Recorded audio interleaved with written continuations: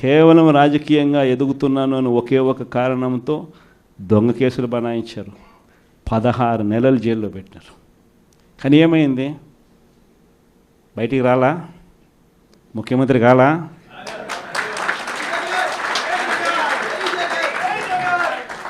ఎవరెవరైతే మిమ్మల్ని జైల్లో పెట్టే కార్యక్రమం ఎవరెవరైతే చేస్తారో, మంచి చేసిన వాళ్ళని గుర్తుపెట్టుకోండి, చెడు చేసిన వాడిని గుర్తుపెట్టుకోండి. ఇద్దరిని గుర్తుపెట్టుకోమని చెప్తాను. ఊరికే చూస్తూ ఊరుకోం. వైఎస్ఆర్ కాంగ్రెస్ పార్టీ బ్రతుకుతుంది. వైఎస్ఆర్ కాంగ్రెస్ పార్టీ ఈ రాష్ట్రాన్ని ఏలుతుంది అని కూడా ఈ సందర్భంగా చెప్తాను. మరో 30 సంవత్సరాలు ఏళ్తామని కూడా ఈ సందర్భంగా కూడా మరి గట్టిగా కూడా చెప్తాను. కాబట్టి ఎవ్వరూ కూడా వైఎస్ఆర్ కాంగ్రెస్ పార్టీకి సంబంధించిన ఏ కార్యకర్త వెంటికి కూడా పీకలేడు అని చెప్పి కూడా ఈ సందర్భంగా చెప్తాను. ఇది ప్రతి ఒక్కరూ గుర్తుపెట్టుకోండి. ఒక్కడే గుర్తుపెట్టుకోండి, ఈసారి జగనన్న 2.0 కొంచెం వేరుగా కూడా ఉంటుంది. ఈసారి జగనన్న 2.0 కార్యకర్త కోసం ఎలా పనిచేస్తుందో కూడా చూపిస్తుంది. ఇది మాత్రం నేను ఖచ్చితంగా చెప్తా ఉన్నా. ఎందుకనంటే జగనన్న 1.0లో బహుశా కార్యకర్తలకు నేను అంత గొప్పగా బహుశా చేయలేకపోయి ఉండొచ్చేమో. ప్రతి పథకము ప్రతి విషయంలోనూ కూడా మొట్టమొదటిగా ప్రజలే గుర్తుకొచ్చారు. ప్రజలకు మంచి చేయడం కోసమే నా టైం కేటాయించా, నా తాపత్రయపడ్డా, ప్రతి విషయంలోనూ దానికోసమే అడుగులు వేశా. కానీ జగనన్న 2.0కి వచ్చేసరికి మాత్రం చంద్రబాబు నాయుడు కార్యకర్తలకు పెడతా ఉన్న ఇబ్బందులు చూసా, కార్యకర్తలు పడతా ఉన్న అవస్థలు చూసా, కార్యకర్తలు పడతా ఉన్న బాధను గమనించా.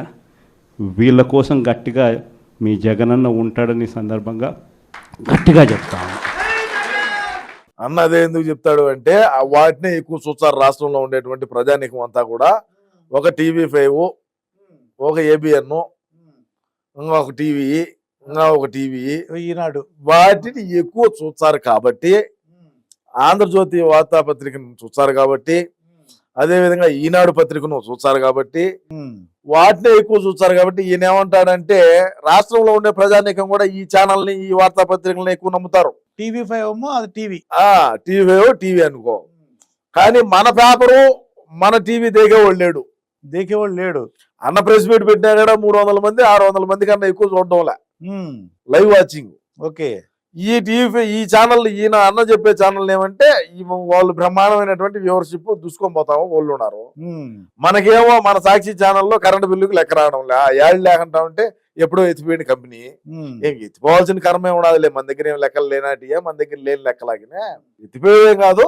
కాకంటావును ఉంటే బాగుండు, మాది కూడా చూడండి అని చెప్పే దాంట్లో ఆయన ప్రమోట్ చేసుకుంటాడు అనమాట. మరి చివరిగా జగనన్నకి ఏమైనా సలహాలు ఇస్తావా, లేకపోతే ఏమైనా అంతర్జాతీయ ప్రధాన కార్యదర్శి జగనన్న ఏ ప్రెస్ మీట్, జగనన్న ప్రస్తుతం పెట్టేటువంటి ప్రెస్ మీట్లు 2019 నుంచి 24 వరకు మనం అధికారంలో ఉన్నప్పుడు ప్రెస్ మీట్లు పెట్టి మంత్రులకు, శాసనసభ్యులకు, ఎమ్మెల్సీలకు వాళ్ళకు కొద్దిగా సమయం ఇచ్చి కింద గ్రౌండ్ లో రాష్ట్ర ప్రజానీకం ఏమనుకుంటున్నారు అనేది మనం ఒకసారి ఈనుంటే మనకి ఈరోజు ఈ గతి పట్టి ఉండదు.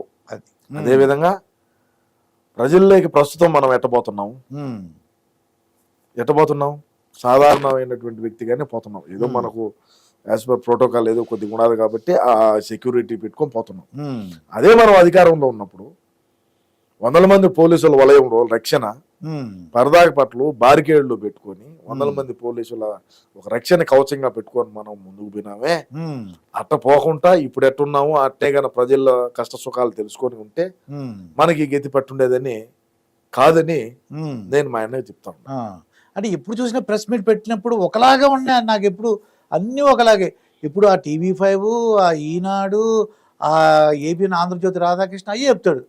ఏమన్నా కొత్తగా పెడితే ప్రెస్ మీట్లు బాగుంటలేదు. చూద్దాం, చెప్తాను నేను. కొద్దిగా సజెషన్ ఇవ్వండి మీరు. మిలిటరీ చెప్తా.